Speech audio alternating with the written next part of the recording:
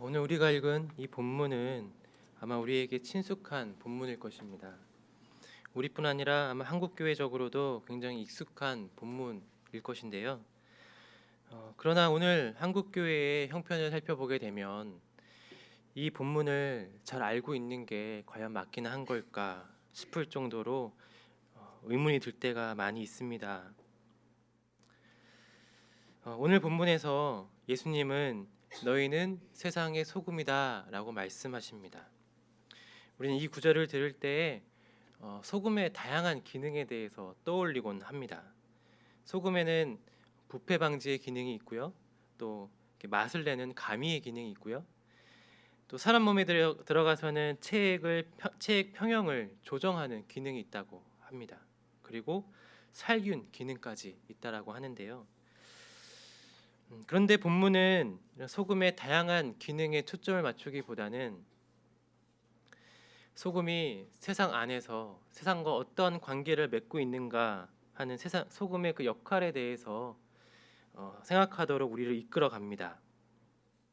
여기서 세상이라는 이 단어는 헬라어로 게스라는 그런 단어로 표현되고 있는데요. 이 단어는 땅을 의미합니다. 다시 말하면 예수님은 너희는 땅의 소금이다, 흙의 소금이다 라고 말하고 있다라는 것이죠. 여러분, 땅과 소금의 관계는 어떻습니까? 둘의 사이가 친할까요? 소금기가 많은 땅은 어떻게 되죠? 열매를 잘 맺나요? 아니면 열매를 못 맺나요? 예, 못 맺습니다.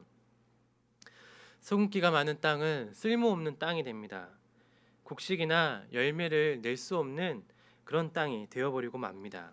그래서 땅과 소금은 사이가 좋지 않다라고 이야기할 수 있겠죠. 소금과 땅이 불화하는 이유는 소금이 자신의 의도와 상관없이 자신의 존재만으로 땅의 생산을 방해하기 때문입니다. 달리 말하면 땅이 의도하고 있는 것을 번번이 막아서고 방해한다라는 이야기가 되겠죠. 이 구절은 앞 구절과 긴밀하게 연결되어 있습니다. 오늘 우리가 읽지 않았지만 팔복에 말씀 뒤이어서 오늘 소금과 빛의 이 말씀이 나오지 않습니까? 이 소금과 빛의 이 구절은 의를 위하여 박해받는 자, 그들은 복이 있다, 천국이 그들의 것입니다 하는 그 말씀과 긴밀하게 연결이 되어 있습니다. 예수님을 따르는 이들이 땅의 소금이라고 불려질 수밖에 없었던 이유는 바로 그들이 예수님으로 말미암아 욕을 받고 박해를 받고 또 거짓으로 거슬림을 당하고 모든 악한 말을 당하는 그런 사람들이기 때문입니다. 땅의 소금이라고 불려지는 이 사람들은 자기 안에 있는 예수님을 감출 수가 없어서 말과 행동으로 드러내고 결국에는 박해를 받는 사람입니다. 미움이 있는 곳에서 사랑하려 하기 때문에, 거짓이 가득한 곳에서 정직하려 하기 때문에, 부패가 일상인 곳에서 맑고 깨끗하려 하기 때문에, 수단과 방법을 가리지 않고 높아지려고만 하는 곳에서 섬기려 하기 때문에, 다양한 차별의 공식이 작동하는 곳에서 사람이 중요한 줄 알아 차별하지 않으려 하기 때문에 눈의 가시처럼 그렇게 여겨지는 사람들입니다. 세상의 가치와 세상의 경영 방식에 의문을 제기하는 사람들, 그래서 문제거리로 여겨지는 사람들입니다. 이들은 자기 신앙을 지키기 때문에 그 결과로 도덕적 문제에 대해 자기 입장을 공적으로 선언해야 한다는 부담감을 느낍니다. 그리고 논쟁을 불러일으킵니다. 그리고 인기가 없는 주장을 지지하기 때문에 많은 사람들에게 조롱당하곤 합니다. 욕먹을 것을 각오합니다. 이런 적대감은 불쾌하지만 덧없는 인기보다는 하나님의 칭찬이 더 중요하기 때문에, 하나님의 길을 가는 것이 더 중요하기 때문에 용기를 내는 사람입니다. 예수님은 맛을 잃은 소금은 버려져 밟히운다고 말씀하십니다. 맛을 잃은 소금은 흙 속에 섞여 있어도 흙인지 소금인지 도무지 알지 못하는 변질된 소금입니다. 맛을 잃은 소금은 주위의 세상과 완전히 동화되어서 어떤 구별점도 차이점도 드러내지 못하는 그리스도인을 의미합니다. 이들은 세상과 똑같이 불안해하고 세상과 똑같이 미워하고 세상과 똑같이 자기 마음에 들지 않는 사람들을 내쫓으려 하고 또 부패하고 욕심부리고 돈이 최고인 줄 알고 살아가는 사람들입니다. 이렇게 맛을 잃은 소금은 버려져 밟히우게 된다. 오늘 예수님은 경고하십니다. 교회와 세상이 전혀 구별되지 않고 자신이 무엇을 해야 하는지 또 어떻게 말해야 하는지 또 어떻게 살아야 하는지 잊어버린 교회는 스스로 쓸모없게 되어 버려지게 됩니다. 세상에게 우습게 취급당하고 멸시를 당하게 됩니다. 지금 우리 개신교가 개독교라고 불려지는 이 상황, 바로 이 상황이 마치 버려져 밟히우고 있는 듯한 상황 아니겠습니까? 세상은 자신은 온갖 탐욕을 부리고 적당히 편법을 사용해서 원하는 것을 움켜쥐지만 교회는 그래선 안 된다라고 기대합니다. 때로는 그 기대가 우리를 억울하게 하기도 하지만 그들의 이런 행태와 별개로 상관없이 우리는 우리만의 길을 가야 합니다. 그러나 사실 우리의 삶은 구태여 소금임을 확인하려 하지 않아도 땅과 갈등하는 삶을 살아가지 않아도 이미 충분히 힘듭니다. 살아내는 것 자체가 고단하고 또 무겁지요. 그런 우리에게 맛을 잃지 말아야 한다. 세상이 미련하게 여기는 다른 가치를 따라가야 한다. 라고 말하는 것이 때로 가혹하게 느껴질 수도 있겠습니다. 그러나 함께 하신 하나님이 우리의 삶의 그 고단한 중에 맛을 잃지 않기 위한 우리의 몸부림을 알고 기억하십니다. 그것이 우리의 위로가 됩니다. 그리고 실패하지만 맛을 종종 잃지만 다시 소금의 그 본분을 자각하고 다시 일어나서 걸어갈 수 있는 그 힘과 원동력이 됩니다. 예수님은 또한 우리에게 너희는 세상의 빛이다 라고 말씀하십니다. 여기서의 세상은 앞에서의 그 땅을 의미하는 그 세상이 아니고 코스모스, 그러니까 그냥 우리가 흔히 생각하는 그 세상을 의미합니다. 예수님을 믿는 자들은 말 그대로 세상의 빛이라는 것입니다. 근데 빛은 본래 드러나 보여야 하는 것인데 오늘 말씀에서는 빛이 자꾸만 숨겨지려 하고 가리워지려고만 합니다. 맛을 내며 살려니 세상과 불화하려니 힘들어서 드러내 보이지 못하고 마을로 세상으로 나아가지 못하고 교회 안으로만 숨어들은 그런 모습을 예수님께서는 말씀하시는 것이죠. 교회는 자신을 밝히 드러내라는 요청을 받습니다. 착한 행실을 보고 아버지께 영광을 돌리게 하라. 또 이렇게 주님은 말씀하십니다. 이 이야기는 봉사하면서 인증샷을 남기고 등판에 교회 이름을 크게 새기고 길거리 청소하라는 그런 의미는 아니죠. 사람들 앞에서만 행동하고 사람들에게 좋은 인상을 주려는 쇼는 식상하고 얄팍할 수밖에 없습니다. 예전에는 이러한 쇼가 통했을지 모르겠지만 이제는 영민해진 세상은 더 이상 속지 않게 되었죠. 그보다는 어둠 속에서 방향을 잃은 사람들, 살 소망이 없는 사람들, 내어 쫓긴 사람들의 친구가 되어주려는 일관적이고 진정성 있는 행동만이 우리의 착한 행실을 드러내는 유일한 길이 될 것입니다. 예수님께서 우리를 소금과 빛이다 하고 말씀하시는 것은 사실 그리스도인들과 교회가 직면하게 되는 큰 두 가지의 유혹거리를 말한다고 할 수 있습니다. 다시 이야기하면 우리는 종종 유난 떨며 살 필요 없잖아 하는 그런 유혹을 받습니다. 적당히 세상의 질서와 가치, 유행에 동조하며 살면 되지 않아? 뭘 그렇게 어렵게 살려고 해? 라는 그런 유혹거리를 직면하게 됩니다. 그래서 이런 박해를 피하기 위해 세상과 같아질 그런 유혹을 우리는 받게 되죠.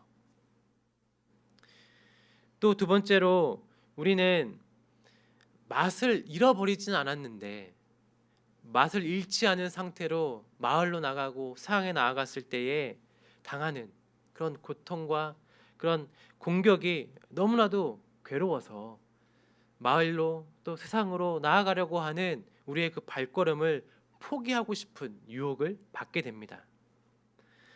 멍들기 싫어, 안 나갈래, 그냥 교회 안에서만 살래 하는 그런 유혹 말이죠. 세상과 교회를 다 정확하게 갈라놓고 세상으로 나가지 않고 교회 안으로만 숨어들려고만 합니다. 그러나 우리는 이미 알고 있습니다. 이 예배당 안에서만 좋은 믿음은 결코 쓸데가 없다라는 것 말이죠. 그리고 하나님께도 결코 영광이 될 수 없다라는 것 말이죠. 이 두 가지 유혹을 극복하도록 돕는 너희는 세상의 소금이다, 빛이다 하는 이 두 가지의 말씀은 우리에게 분명한 길을 보여줍니다. 우리 그리스도인들이 마을의 희망이 되어야 하고 세상의 희망이 되는 교회가 되어야 한다는 것을 말이죠. 오늘 설교 제목은 사실 이번 징검다리의 여름 수련의 주제이기도 합니다. 징검다리는 이번 수련회를 통해 마을과 세상에 희망이 되고자 했던 사람들, 그리고 희망이 되고 있는 그런 그리스도인들, 교회들, 기관들을 찾아보고 방문하고, 그리고 오늘날 이 시대 안에서 우리가 어떤 모습으로 어떻게 살아가야 하는지, 어떠한 모습의 그리스도인으로 어떠한 모습의 교회를 이루어가야 하는지에 대해서 함께 공부해보고 또 고민해 보려고 합니다. 이번에 징검다리에서는 두 군데를 방문해 보려고 하는데요. 영등포 산업선교회와 영등포 산업선교회 안에 있는 노누메기 협동조합이라는 곳입니다. 영등포 산업선교회는 한 번쯤은 들어보셨을 것입니다. 이 기관에 들고 나가는 몇몇 사람들 때문에 이 기관이 일관성 있게 그리고 진정성 있게 걸어온 길이 부정될 수는 없을 것입니다. 영등포 산업선교회는 60년 동안 노동자들의 길벗이 되어 주었지요. 지금도 여러 가지 노동 문제가 해소된 것은 아니지만 60년 전 노동자들의 삶이라는 것은 이루 말할 수 없이 참혹했지 않습니까? 1960년대 후반만 해도 당시 주력 사업이었던 봉제 공장에선 대부분 농촌 출신의 14세에서 24세의 여성들이 일했다고 하죠. 학교를 다니며 미래를 꿈꿔야 할 10대 중반의 나이에 환기 장치가 없고 햇빛조차 들지 않는 비위생적인 환경에서 하루에 14시간 이상 허리도 펴지 못하고 일했습니다. 어떤 공장에선 2,000명이 화장실 3개를 함께 사용할 만큼 환경이 열악했다고 하죠. 평당 4명 정도의 노동자가 원단 더미에서 나오는 포르말린 냄새와 옷감에서 쉴 수 없이 나오는 먼지를 마셔가며 눈앞에 켜있는 백열 전등에 눈이 충혈된 채 일해야만 했습니다. 좁은 작업장을 최대한 활용하기 위해 만든 다락방 때문에 작업장에선 허리도 펴지 못하고 걸었기도 했고요. 이러한 모습은 사실 가축보다 못한 처지이죠. 그랬던 이들을 사람답게 살아야 하지 않느냐며 문제를 제기하고 그들의 곁을 지켜주며 그들의 노동 환경이, 노동 여건이 조금씩 나아지도록 그들의 힘이 되어줬던 곳이 바로 영등포 산업선교회였습니다. 오늘날 교회는 자기 곳간 채우는 데만 혈안이 되어 있다라는 비아냥을 피하지 못하고 있습니다. 상황이 그렇다 보니 요즘 청소년들은 교회 다니는 것 자체를 숨기곤 합니다. 교회 다니는 것이 밝혀지게 되면 왕따가 되기 때문이죠. 오늘날 청소년들은 이렇게 험한 시대에 살면서 자신의 믿음을 지키고 있습니다. 그리스도인들이라는 것이 창피해지는 아이들에게, 또 그리스도인들이 자기에게 전혀 이익이 되지 않는 일에 팔을 걷어붙였고 오랜 시간 진정성 있게 가난한 이들의 친구가 되어 주었던 것을 볼 때 어쩌면 우리 아이들이 조금이나마 위안을 받을 수 있지 않을까요? 그리고 조금이나마 내가 그리스도인이야라고 말할 수 있는 그 자신감을 얻을 수 있지 않을까요? 바라기는 징검다리에 10명 조금 넘는 우리 친구들이 이번 수련회를 통해서 여러 사람을 만나고, 그래서 그들이 왜 자신의 영화를 자신의 영화를 구하는 길을 포기하고 이렇게 어려운 삶을 선택했는지 이들이 만나고 또 경험하고 또 새롭게 알게 될 수 있기를 바랍니다. 그리고 여러 교회를 살펴볼 때에 또 우리 이 청소년들이 앞으로 어떠한 그리스도인이 되어야 하고 또 우리 교회를 어떤 교회로 이루어 가야 할지에 대한 그런 어떤 청사진을 얻을 수 있는 그런 시간들이 될 수 있기를 원합니다. 그것을 위해서 함께 기도해 주셨으면 좋겠습니다. 또 예꿈둥이와 늘품아이들도 이번에 함께 여름 성경학교를 진행하고 있는데요. 이 모든 시간들을 통하여서 아이들이 이 젊은 이 나이에 젊었을 적에 하나님을 인격적으로 만나게 되는 그런 일들, 그래서 그 삶을 하나님께 내어 걸고 그래서 하나님을 따라 살아갈 수 있는 그런 우리 아이들이 다 될 수 있도록 함께 기도해 주셨으면 좋겠습니다. 우리 그리스도인들은 교회의 그리스도인들이 아니라 마을의 그리스도인이어야 합니다. 그리고 교회는 세상의 교회이어야만 합니다. 우리는 소금이고 빛이기 때문입니다. 그리스도인은 삶을 가장 빛나게 하는 것이 무엇인지 아는 사람들이기 때문에 그리스도인들은 마을 안에 그리고 세상 안에 있어야 합니다. 그래서 사람보다 돈을 더 중요하게 여겨서 사람의 가치가 떨어져 있는 이 마을과 세상 안에서 사람을 하나님의 형상으로 다시 회복시키는 그 일을 그리스도인들 그리고 교회가 감당해야 합니다.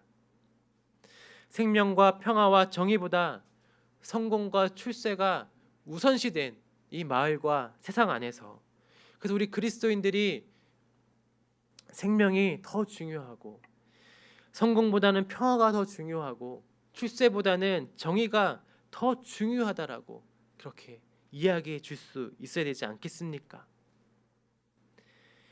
교회가 그리스도인들이 교회 안에만 있으면 교회와 그리스도인들은 마을과 세상의 희망이 될 수가 없습니다.